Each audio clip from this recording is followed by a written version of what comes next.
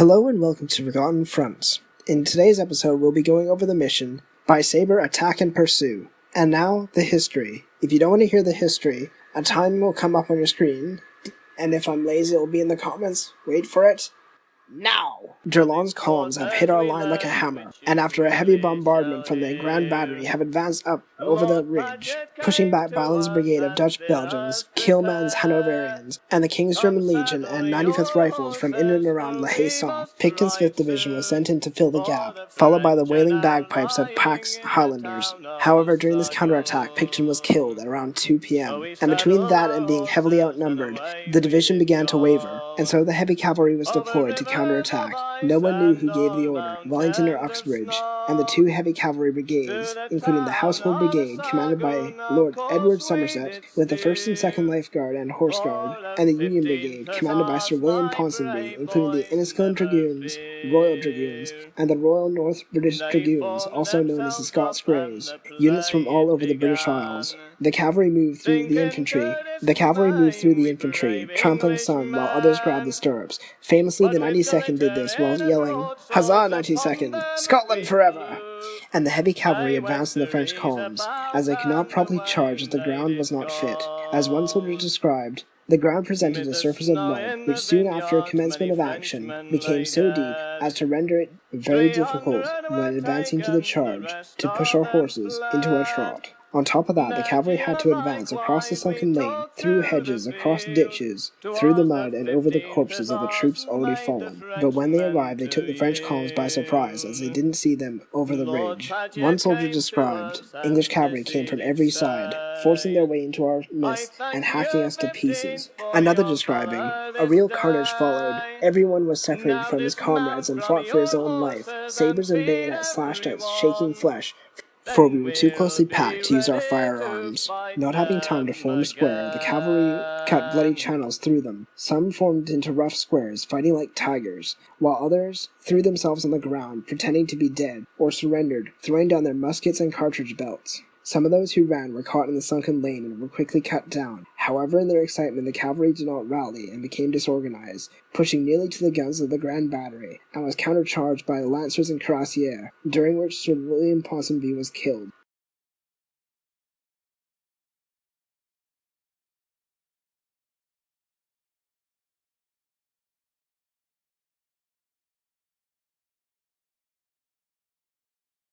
And since, after all, this is a cavalry scenario, I'd recommend getting your gin and tonic. Yes, for we have to be bourgeois about this. This is the gentlemanly war, after all.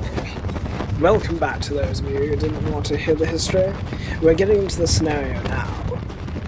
We started the scenario in the typical fashion of waiting for our orders via courier. My lord, the enemy are approaching our position. Use your cavalry to push them back over the ridge. Be swift and decisive.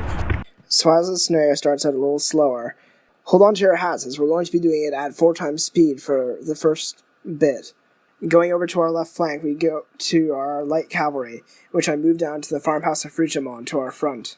And after a few misclicks, I move the entire, what I'd probably call a division, but I don't really know the proper name, of light dragoons down to the farmhouse, under the command of Vandeleur, that there are stars above the infantry's heads, which confused me for a moment, thinking that we had control of them. But the Earl of Uxbridge should only have cavalry. But in retrospect, now that I'm editing it, is that Vandeleur's rallying them. In the meantime, as we move up, we can see the columns of Jerlon moving forward, and strangely enough, we see Vivian right in front of our line, even though he should be with the rest of his brigade. And now we're moving over just in time to see Bylant's brigade get absolutely destroyed by artillery and infantry from Jerlon's corps. And we can see the difference in how I play the scenario, the sunken lane, compared to how the AI does it. By keeping its battalions on the forward slope of the ridge, they get easily pelted by artillery, and take extremely heavy casualties before the columns of Jerlon's corps arrive. And without deploying a wave of skirmishers in front of them, they get easily pushed back, and as a consequence only get a few shots off on Jerlon's columns before the battalions are charged by their columns. As we move forward the division of cavalry, I break off the Queen's Light Dragoons to the separate farm building to our right by the Grand Battery. And you can probably see where this is going, as I'm going to be using a similar strategy as in Dark Rob's video. As I split them off, they go into line formation, but I quickly put them back into column so they'll move faster. and will get tired by the terrain.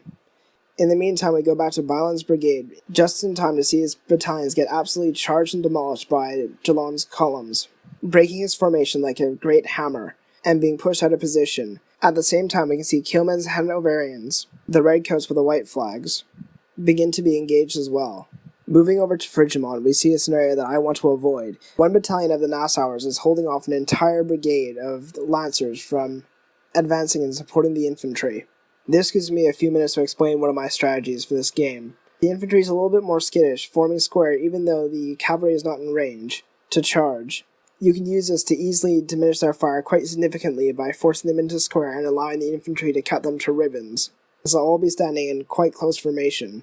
In the meantime, we can see Kilman's Hanoverians get engaged in earnest, as Jalon's columns continue to pierce our line, and Pictons Division gets called in as well. However, Kilman's Hanoverians are Hanoverian landwehr, or conscripted militia, so they're not that good, and Pictons Division is heavily outnumbered, only using one brigade to fight normally. In the meantime, we move around the left side of the farmhouse by the Grand Battery, trying to avoid the troops already attacking Frigimont, but unfortunately there's a French courier in our way. Look now, that lone front runner will give the entire game away if he rides off. Matthews, Reynolds, to me, let's deal with him. Huzzah! With that, the messenger is killed, and we seize his message, which is for Pijot's division to attack Frigimont. Despite the death of the messenger, the gunners are able to hear us coming and begin to limber their guns to withdraw, and our cavalry, knowing that it has been spotted, quickly goes around the farmhouse to attack. I move forth our cavalry at the double in order for the cannons to be unable to escape, moving them around the farmhouse from column into line to get us more width to capture more cannon. Forward men, up and at them, charge! For king and country! And so in rides the 155. Cannons to the front of him, cannons to the front of him, and more cannons to the front of him. It is a crappy poem compared to the Light Brigade, but I believe it is a fitting replacement, as we easily wrap up Napoleon's Grand Battery, as the gunners attempt to limber their cannons, or flee them in panic. The second squadron is caught up in excitement as it charges out in front of the other two squadrons, capturing two guns before the others can move up.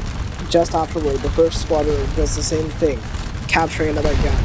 Eventually, however, I'm able to get the brigade organized, so we're able to do charges on the brigade level opposed to the squad level, capturing 3 guns a time, as running in this game is faster than charging for some reason, but I suspect because it's organized. And so I rush my cavalry in between the cannons in order to get more of them in our strength, then moving some right behind them in order to cut them off. And I charge my cavalry in amongst the cannons, so they can get even more targets, so I can easily capture them faster, so I can quickly rush to the support of the infantry on the ridge, the main point of the scenario. Capturing guns and officers, I believe, are 30 points each, so we can easily get enough points for a major victory. Eventually I have to rush up our officer in order to keep the entire brigade organized, otherwise known as me spamming hitting the charge button from the commander, so all 3 squadrons will charge. And as our cavalry goes along, we keep the commander selected, spamming the charge button as they go so we can get 3 guns a time, consistently, allowing us to rack up points very quickly. We're about midway through the Grand Battery, and halfway to our score of 1,000, getting us the major victory, and we're still capturing cannons at a good pace, easily capturing cannons as they flee from us. Unfortunately, they're beginning to outpace us, and so we have to move up our entire brigade at the double in order to catch up with them, as the cannons get tangled up as they flee from us, getting in each other's way, allowing us to capture even more of them. The only evidence of us being in the area is destroyed cannons and the line of dismounted officers who were easily captured by our men. In the meantime, one of the officers leaves the battery, moving slightly behind him, to see what the commotion is about, but then quickly flees as our cavalry approaches. Our officer must be absolutely horrified at the lineup of dismounted and captured officers that our cavalry was able to capture, riding past our dismounted chargers as he goes to control the rampaging cavalry. And so I hit the charge button once again as I move him up just to where our cavalry is, giving him an officer's only order, moving up to where our cavalry is right now, so he'll actually get relatively close. And as he goes, I continue to hit the charge button at the brigade level, so the cavalry will continue moving. And we can see the tangling of the Grand Battery only gets worse as our cavalry moves along down their ranks. Enough, the cannons farther down their ranks have continued firing, and we can see the cloud of smoke they produced from the gunpowder they expended, despite the cavalry charge carrying down their ranks. can see from the officer's perspective, as he pauses the dismounted charges of the officers.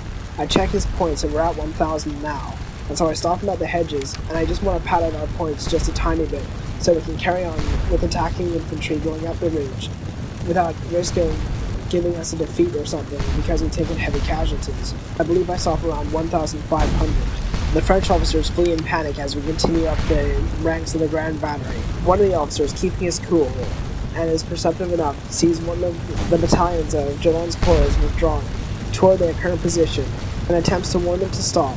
At this point in the battlefield is not safe anymore. However, they stray too close to our light dragoons, and we force them to surrender as well. But shortly after that, I am satisfied by the amount of points that we have, and withdraw our cavalry brigade to our rear ranks to somewhere safer so they can rest up. And they had a long and tiring ride down the point Grand Battery. However, as they withdraw, the cannons get their revenge and take a few shots on them as they retreat, and they take a few casualties. As we give this order to withdraw, we can see the attack of Jalon's corps, and that is going very well for the French, forcing one of the Nassau battalions to surrender. My cavalry being so successful is a little bit stubborn on this retreat order, and so I take command of them and tell them to retreat again, telling them to form a column by the same farmhouse where the charge started at. Then return to our cavalry division, moving in another brigade of cavalry to support the defenders of Frischemont. Moving them up at the double. Unfortunately, we can see that they've taken a few casualties from the cannon. Well, I assume it's a cannon, it could be anything. And moving another squadron to support the forces defending the ridge.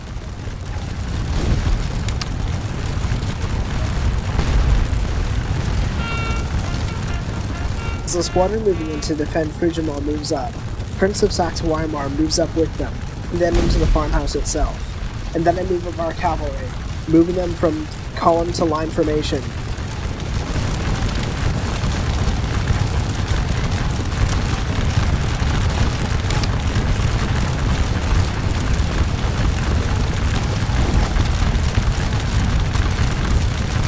But unfortunately, as we draw near, the French form into square, stopping our cavalry from being able to move up and charge them.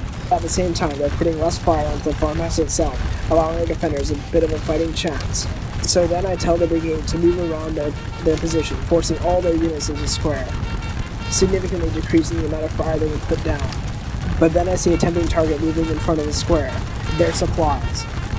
Trying to capture it, I charge it.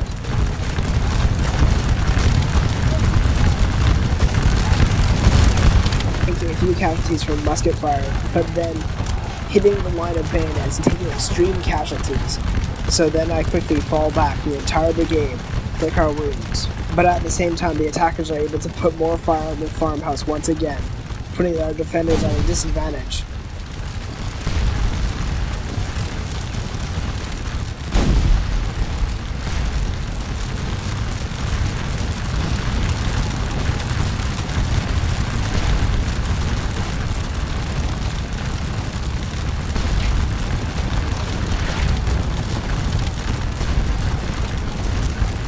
But strangely enough, as we withdraw, the officer is caught in the center of the square, but thankfully enough, the French are polite enough to allow him to escape, allowing our entire brigade to withdraw.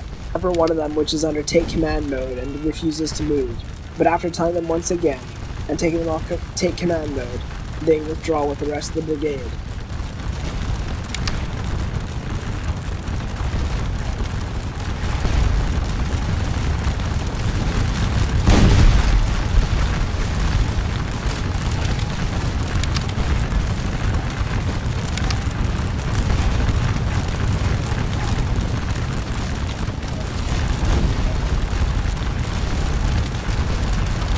As we advance the Prince of Wales Light Dragoons to this small tree-lined field, we can see the devastating results of Jalon's attack, as the only two brigades remaining are Kilman's Hanoverian Brigade and Pack's Highlanders, as well as a few elements from Bylant's brigade left standing, including the 6th Belgian Infantry and a unit of Dutch militia skirmishers.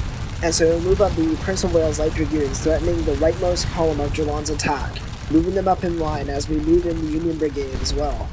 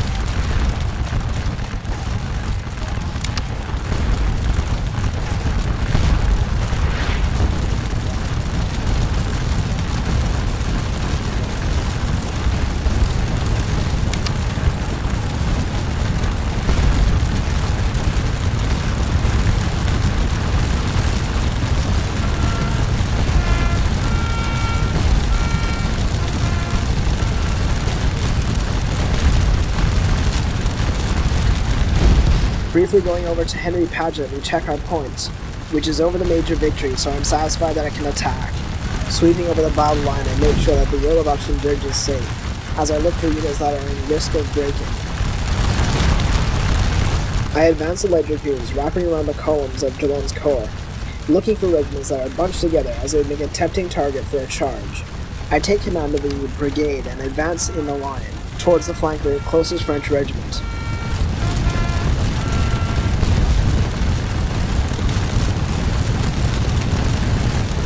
Unfortunately, they quickly form square, seeing my cavalry advance. However, that gives an advantage to the Hanoverian infantry nearby, as by forming square, they significantly decrease their firepower, and so I keep the threatening presence of the cavalry, but move them out of range of musket fire, so they'll stay in square, while moving the two other squadrons behind their lines. Unfortunately, as they move, they take a few casualties, so I move them forward at the double.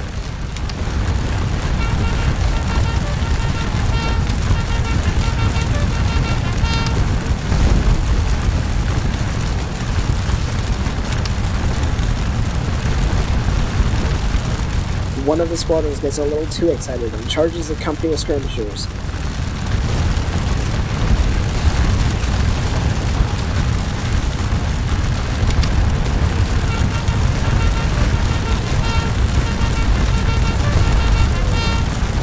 And an officer moving to the rear gets charged by the other squadron, and after a few moments is captured.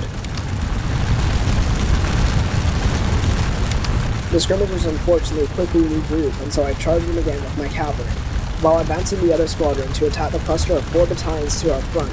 However, as they advance, the 2 squares on either flank begin to open fire upon them. Thankfully, though, the squadron takes few casualties, but then another squadron nearby them forms square and pours fire into them, as my squadron gets closer and closer to the clustered regiments.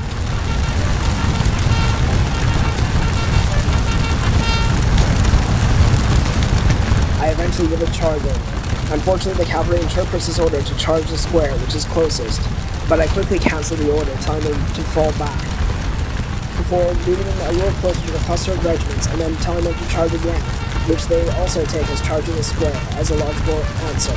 And so, for a rough solution, I tell them to basically run into this cluster of infantry. We were halfway up the bridge, exchanging shots with Hanoverian units from the cover of the headers, but suddenly the ground began to shake, and a great mass of enemy horsemen came charging to our rear. We fled for our lives, but they pursued, and I was cut in the head and drawn behind their lines. You should have seen the sight of the English prison cars when they figured out I wasn't French. And so we move in, not even charging the regiment, but just blundering into them. The skirmishers closest begin to run first, seeing the inevitable outcome. But then I crash into one of our regiments, causing huge casualties, quickly racking up nearly 100 casualties as we sweep in with Sabre drawn. Unfortunately, we weren't able to push back all 3 battalions, but pushed back 2 battalions and 1 skirmish company. And the charge is not a long-lasting one, as the retreating troops make for an anti-cavalry square, and so I'm forced to pull back the light dragoons to the other side of the ridge.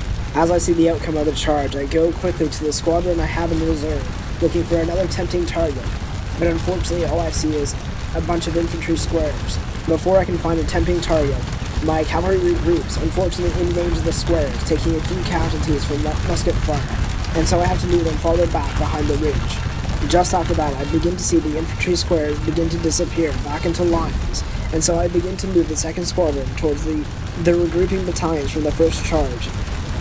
In the meantime, I go over towards the flank, seeing the devastating effect of the line of Hanoverians firing upon the square.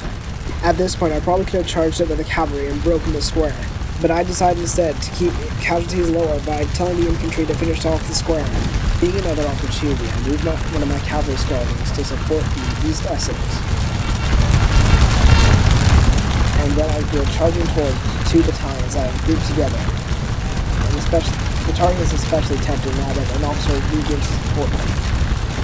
We take a few casualties on the approach, but as we charge, the battalion behind them forms square. And so I do a quick charge, putting a few casualties in the first regiment before telling them to withdraw, or before telling my squadron to withdraw, behind the East Essex. Moving over to the other part of the field, I look for some more tempting targets, as more French battalions form square, Seeing a lone battalion in line near some withdrawing units, I move up and try to charge them, but instead my cavalry decides to charge the withdrawing, I believe, company of skirmishers, which is having a very bad day. It is the same unit that got charged 3 times now. But as I run down the skirmishers, they take a few casualties from the infantry that formed into line to face them. Now moving on, we see some of the Hanoverian troops in the 4th Hanoverian Brigade. I went to check this, what English regiment we formed up with, just now while I'm recording this. Anyways, we can see the devastating effect that the line of Hanoverian line wearers is doing to the square of French units. Now that the fire upon them is reduced, the East Essex begins to fire in advance, confident now since the French battalion is forced to form square. Now that the rightmost column is shattered, move the Union Brigade into position to shatter the other columns of Jalon's corps, first moving the Scots Greys to the center, before going back into the fray and trying to harass the French infantry with our light dragoons further.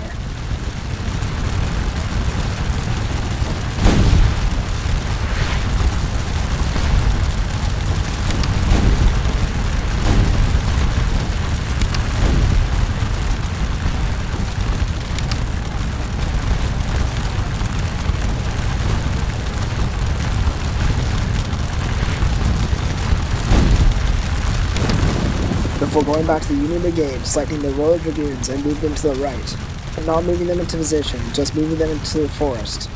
Then checking over the devastation of the columns on the right.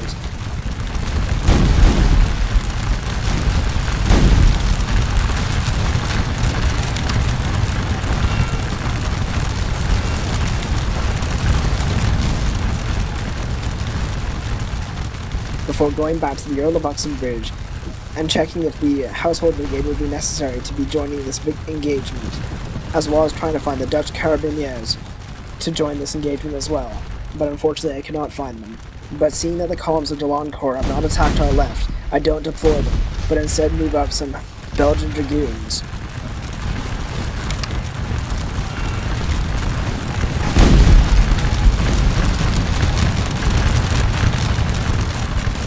Before going over the French lines once again to harass the infantry again with our light dragoons, and checking for any possible targets for our heavy cavalry. Then I make a horrifying discovery, noticing that one of the light dragoon regiments I had pulled back earlier in the battle has been targeted by the French square for quite some time and have taken heavy casualties from them, so I pull them back behind the English infantry. Then I see a most worrisome sight indeed, as 2 of the columns advance past the sunken lane and are threatening our center, with no brigades near them to halt their advance. So I move up the Scots Greys at a double. However, in my panic I select one of the squadrons opposed to the leader, so not all my forces advance. Eventually I select the officer and move the entire regiment up at the double.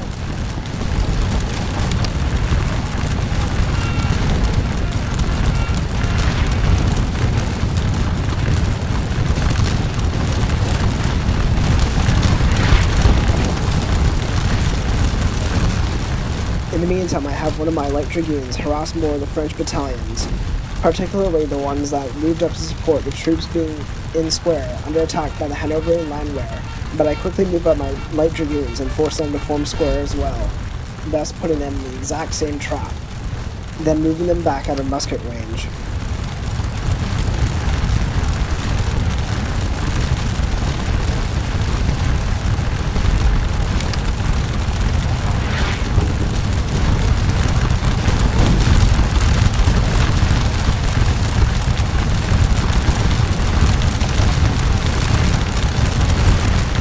The Scots Greys are nearly in position. I see a tempting target of a brigade of French infantry near the King's German Legion and the Belgian 6th Infantry, quickly taking command of the Scots Greys and moving them up in line formation, thus beginning the attack of the Union Brigade on the columns of Jalon's corps. I move the formation up at the double, hoping they don't form square until it's far too late. And with supporting cries from the Royal Scots or the King's German Legion, we charge in. The French not even attempting to run except for one unit that forms column of division and withdraws at the quick time, so they don't escape in time.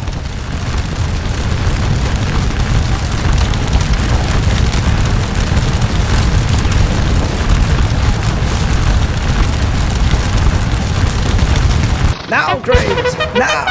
Draw swords and advance! Scotland forever! Those terrible grey horses, how they fight. They are the most noblest cavalry in Europe. In the charge, I approached the eagle. The colour guy thrust for my glory. I parried and cut his head. Then I was attacked by a foot soldier, who fired and then charged. I parried and cut through his head, finishing the contest for the eagle. And after taking the eagle, he moved to the rear, only being stopped by Wellington, who encouraged him to go on to Brussels to present the standard to a crowd of hundreds. Anyways, the Scots Greys charged the column on their giant white steeds, their heavy swords like meat cleavers, cutting bloody channels through the French column and easily pushing them back. And we take relatively few casualties as we go. The main reason for the casualties are fire from both sides, as the Royal Scots or King's German Legion, I'm not really sure which, open fire on the French battalions as we charge in, and the French do likewise except towards us. However, this cuts down few as our troops carry on charging. We initially push back 2 battalions, and one in the rear, in Pictons Division, is standing at the ready, but it too gets caught up in the crowd and is pushed back. One officer, for whatever reason, is turned around, doesn't see the mob of units returning to the rear with haste, but then quickly is caught up in the crowd as well, being pushed back. Nearby French battalions form anti-cavalry squares to halt our advance, or to at least form a blockade against them, all under the rallying cries of Ponsonby from the rear, and we quickly push the French battalions down the ridge as other columns continue advancing up other parts of the ridge. But as we get farther and farther from our lines, I decide to halt the charge and pull back the Scots Greys before they get too disorganized and too far. As in the charge, they became exhausted. However, in the charge, we were able to capture the commander of the column, as well as force one of the regiments to surrender. In response to this, many of our battalions begin to advance to fill in the gap. But unfortunately, as our troops withdraw, they take fire from the nearby square. But this opens up a good opportunity for our battalions to counterattack, and so do so.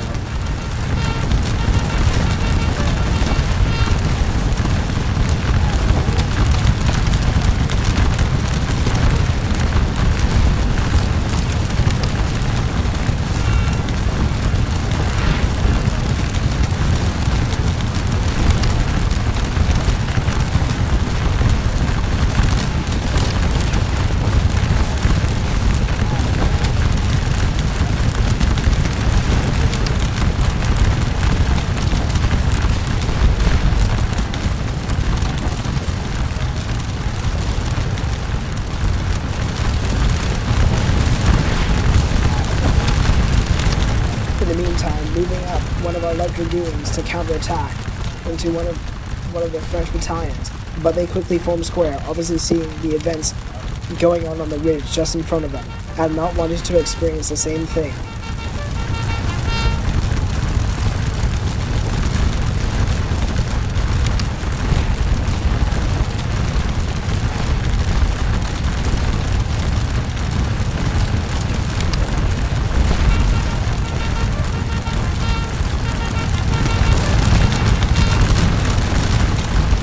The Scots Greys return to their rear.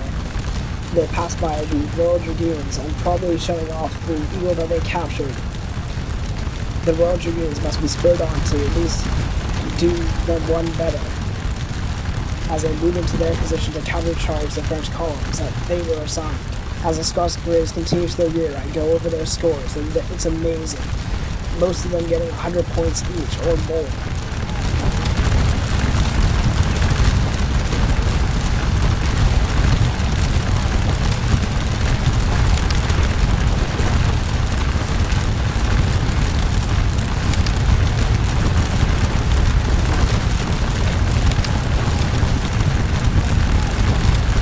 But now the Royal Dragoons must do their part, and so I advance them at the double, seeing another brigade of French infantry to our front that could be easily charged down. This time, this column being more to the center of our line, currently engaged with the remnants of Pictons Division.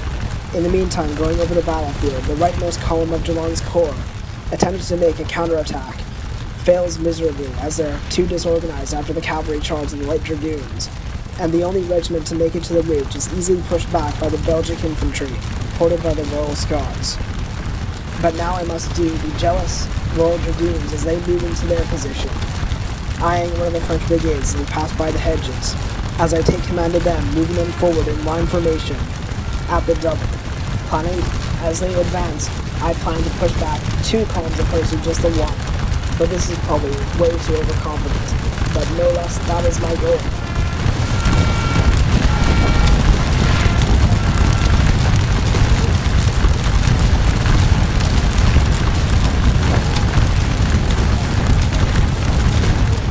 In we charge, for hopefully another successful charge against the French infantry. Advance, Dragoons, for the sword of the Lord and guidance! And with that, the Dragoons advance, their swords pointed toward the French foe, as they charge down the ridge towards them, envious of the accomplishments of the Scots Greys. Pushing, clash 2 regiments at the same time, bowling over men and cutting down whoever resists.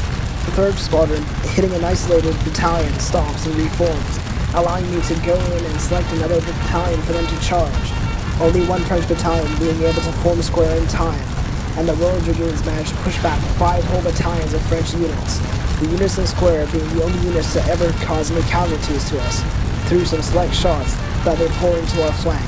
However, with only 2 squadrons in the fray, with the 1st Squadron returned to the rear after attacking 1 disorganized regiment, we are unable to carry on the charge effectively as some of the units are able to regroup amongst our cavalry, but then are soon pushed back just as quickly. But soon the 1st Squadron gets pushed back into the fray, as more fire comes in from the square. One of the battalions surrenders, and another one is able to reform just by the square that is able to cover their flank, wheels about and fires a devastating volume to the Dragoons. But then the Royal Dragoons he applies to match the Scots Greys, another eagle, and one of our riders charges for us, and a fierce contest begins.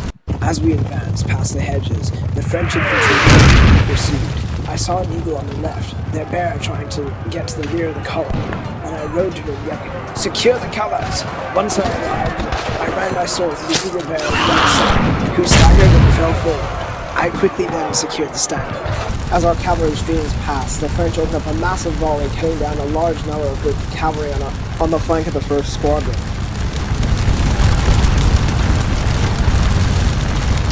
However, our cavalry gets farther down the slope, and so I decided to pull the Royal Dragoons back over the ridge line again, hopefully not getting them too far away to countercharge like the Scots Greys. Unfortunately, the 2nd Squadron right next to the square, and they take casualties from the musket fire.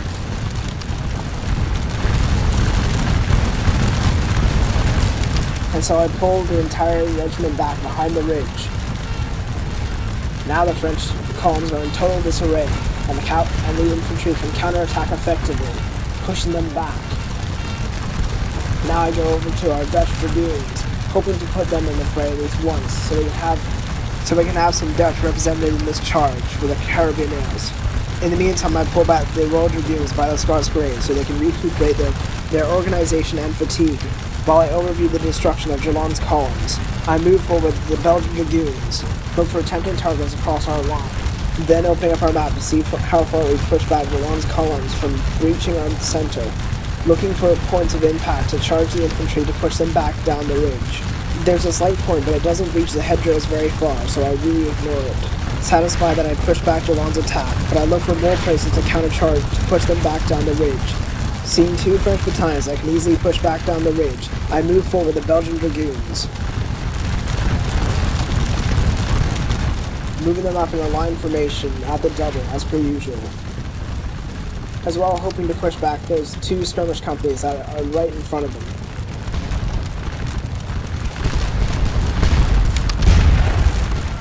But the French skirmish companies easily fall back as they see the advance of our cavalry. They run, but it doesn't take long for our cavalry to easily catch up and charge them, causing heavy casualties to them.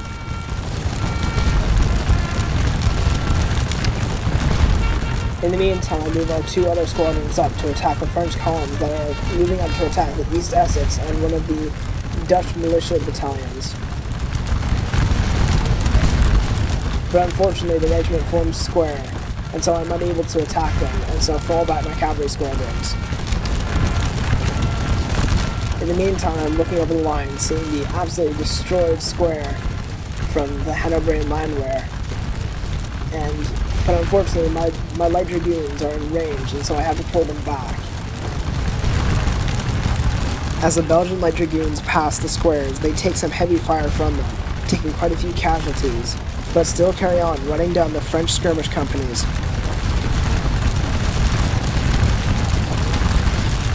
But I don't push them very far, because they take heavy casualties from 2 squares, and so I pull them back. Finally, the Royal Dragoons make their fallback position, and so eventually I pull them back to a safer point in our line to recover their organization and tiredness. I follow suit with the Scots Brigade at some point later on, pulling them back into the forest, as I move up the 6 Enniskillen Dragoons to attack another French brigade that's coming up. In the meantime, I withdrew the Belgian Dragoons, but I did it from the commander, so the entire brigade would withdraw in an organized fashion. One of the squadrons, however, did not, as they are on take command mode, and are taking heavy casualties from the nearby French battalions, and so I have to manually pull them back. Looking over our map, I'm looking for places for the 6 Enniskillen Dragoons to charge, or other places for other cavalry regiments to charge as well as looking over the destruction of this square, which I can easily charge at this point, but for whatever reason I don't. In the meantime, I contemplate moving out to attack Frigimont with my last squadron of cavalry, but unfortunately the farmhouse has been taken quite some time ago. They send out a unit of skirmishers to attack the Nassau units who are left behind, and so I move up a squadron to support them. Then I go over to the Earl of Uxbridge to check our points, and we easily doubled them from the time since we last checked them. And now I go over our line once again, and unfortunately while manually falling back one of the Belgian squadrons, I didn't pull them back far enough out of musket range, and they've taken more needless casualties. And so I pull them back to where the rest of the squadron is, moving them out the double. In the meantime, the 6 Enniskillen Dragoons are carrying on forward to the front line, and so I move them up at the double as I see the tempting target of the entire French brigade there. Moving them forward in line formation now, at the double as per tradition at this point, using surprise and shock as our advantage, to take the French battalions by surprise and easily overwhelm them despite our inferior numbers. The French infantry battalions easily have pushed back the Royal Scots, overwhelming them numerically, and so my cavalry comes in as desperate relief for them. Charging in with sabres shining in the sunlight of the afternoon, we rush forward, the French forming line as we arrive. However, the 3rd and 1st Squadron quickly charge them, making quick work of them as they arrive, pushing them back easily, pushing another French brigade past the hedgerows for the 3rd time this day. In the meantime, the 2nd Squadron is forced to halt as a nearby French infantry battalion forms square, and so they follow the 1st and 3rd Squadron down the ridge, as there are more French battalions in wait there. However, as they follow their other squadrons, they take a few musket shots from the square, taking a few casualties. All 3 squadrons going over the corpses of the men who fell earlier in the day. Unfortunately, I had to pull back the other squadrons rather quickly as the 2 nearby infantry battalions form square, opening musket fire upon them, causing devastating casualties, showing that the French have learned their lesson after a 3rd charge. So in the meantime, I try again with the Belgian Dragoons, and keep on trying to call them Dutch. Well, I guess I'm technically right. We're Kingdom of Netherlands. But anyways, we attempt to charge and take advantage of another distracted battalion.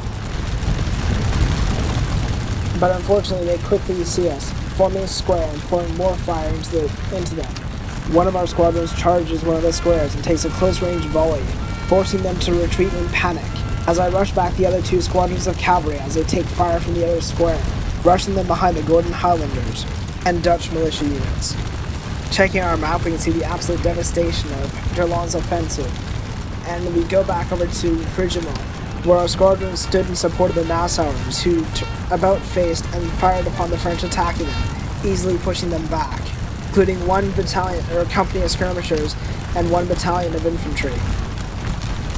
In the meantime, one of the Hanoverian brigades is moving into a counterattack Gerland's corps, and we see that the 6 Enniskillen are in position for another devastating charge. But then I fall them back as they're in range of the squares. At the same time, the Belgian Dragoons are taking heavy fire as well, so I have to pull them back, as they got out of position from the infantry. This is going to teach me some pretty valuable lessons to not forcibly take command of all my units and tell them to actually move for themselves. Sometimes. Oh well. Anyways, we can see that the King's German Legion are holding in our center, and as we check by La Haye-Saint, as we check our points once again, and it's only increasing at this point.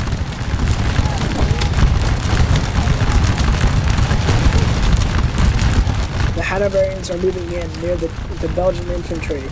Delon's columns are pacing at the bottom of the ridge in confusion. Then I go over to check over the graveyard of the Grand Battery, seeing that their fire has extremely lessened after the charge of the Light Dragoons, and seeing a few casualties caused by the cannons from our cavalry, most likely as they withdrew. In the meantime, as it appears, the columns are moving forward again for another attack on the ridge, and the Hanoverians are moving into to counterattack. In the center of our line, it appears the French have broken all our infantry, but we have reserves to push them back easily if we need to, if Wellington decides to commit them. By the crossroads by La Haye-Saint, we have our cavalry supporting 2 infantry regiments as they open fire and devastate a square, being supported by a French officer standing in the middle of no man's land, between the 2 regiments, yelling rallying cries to his infantry battalion nearby. Going over to see the King's German Legion and the King's German Legion light troops, they've had a few casualties but managed to hold the line as some troops attacked.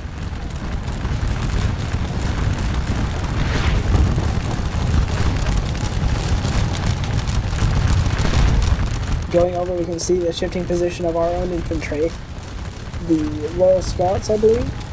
Yes, who are supporting the Hanoverians and Belgians.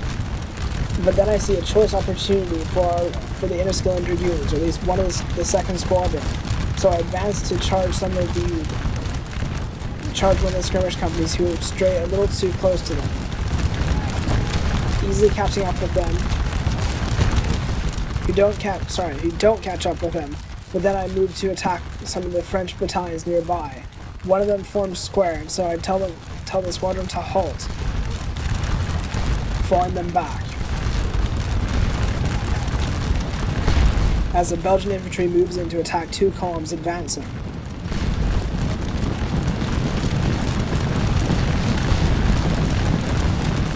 But then I move around the entire regiment of cavalry to hopefully counterattack that entire column. And at the same time, moving back the Belgian Dragoons. Then moving out some Belgian Hussars to support them.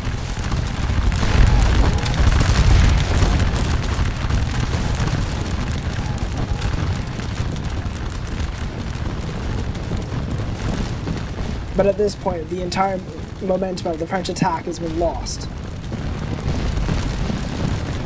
And all we need to do is fill in our defensive positions with our infantry in order for us to hold the attack. The Belgian infantry fire a massive volley into the French columns advancing, and I decide to move up the 3rd Squadron of the Inniskillen Dragoons to support them, as they'll be easily outnumbered if they stay alone.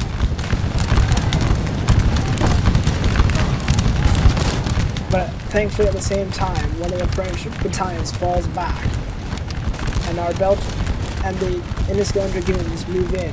Sabres drawn as usual, in column formation, which is weird to charge in, as cavalry. But I do it regardless, and click charge, but they do nothing. Advancing closer, I basically do what I normally do, which is basically run in the cavalry into their flanks, not even doing a charge order. But at the same time, easily push back the 1 battalion of French units. The Belgians are probably feeling cheated at this point. And apparently we took down one of their officers, but I quickly call off the attack as too many other French battalions are nearby.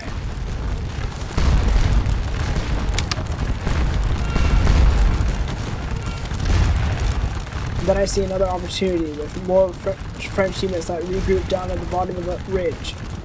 And so I move up some of the Light Dragoons, the 3rd Squadron of the Prince of Wales to be precise, who have nearly 200 points at this point.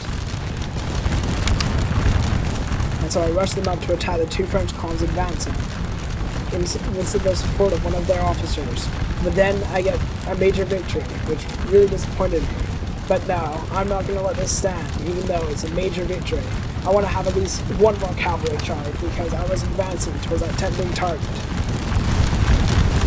So I go back to the light dragoons.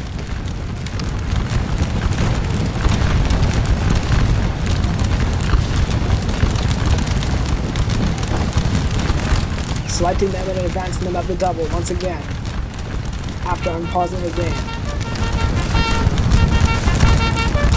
They advance the double quick, Sabre shining in the air as the galloping of hooves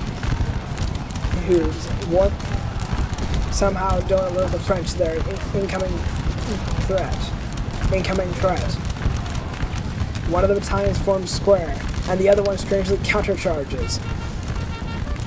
Unfortunately, our squadron doesn't stop at the charging column, but in fact pushes into the square, so I quickly fall them back, which is very disappointing.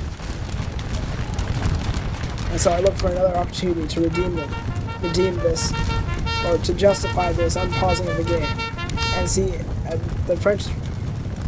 an opportunity for the Union Brigade to advance and push back an entire brigade, as I will have one last fantastic charge of the Union Brigade. And so two of our squadrons advance towards two of the French columns, with another supporting in their flank. We charge headlong into each other, but then suddenly the French form square, except for the one on the flank who forms line. But for whatever reason, our units clash into the square, but the French battalions don't form squares soon enough, and we easily crack open one of their squares. Then the other square on their flank, but the third square on their flank holds firm and easily shreds the second squadron before I tell them to fall back. And thus I feel justified about not pausing the game at this point.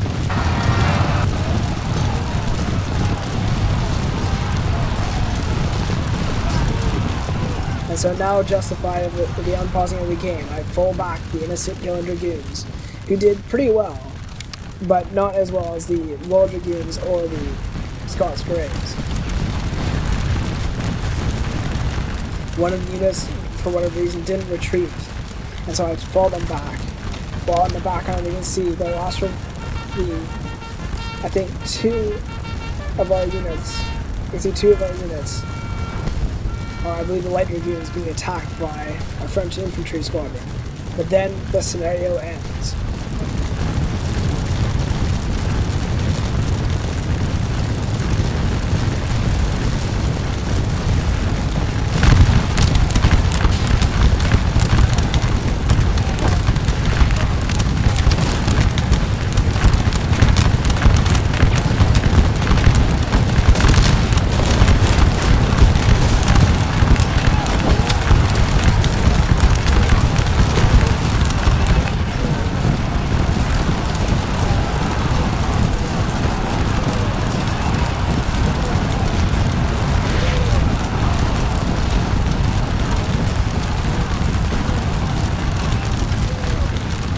Actually, no, they didn't take any casualties until I fall back anyway.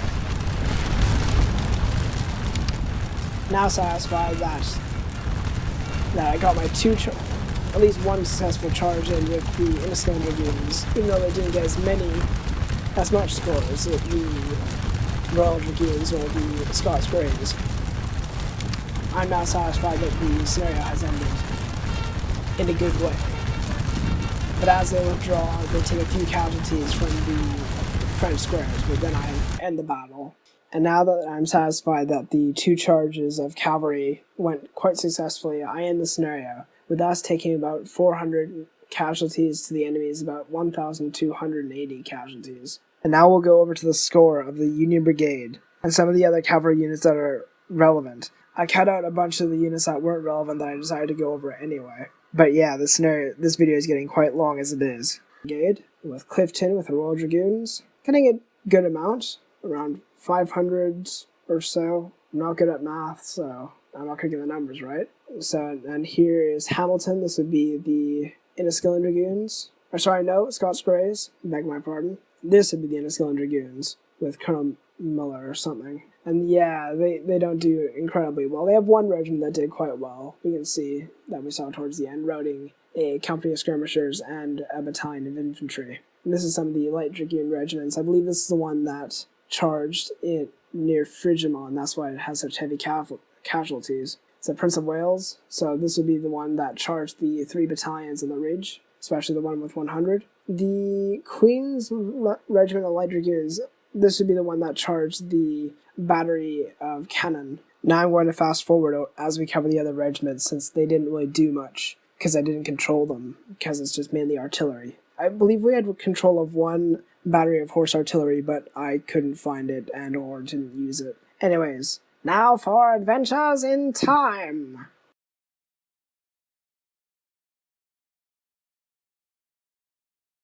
Come on, you snake. We have a schedule to keep. I keep trying to tell you that you're wrong and this is all a mistake. Then tell us who you are and stop pretending with the religious pacifist act, and we can return back. No? Well, alright then, keep moving. Humph.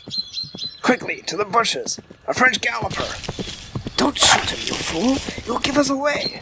No, my weapon will stun him, and it's much quieter than a flintlock. Wait for it. Now!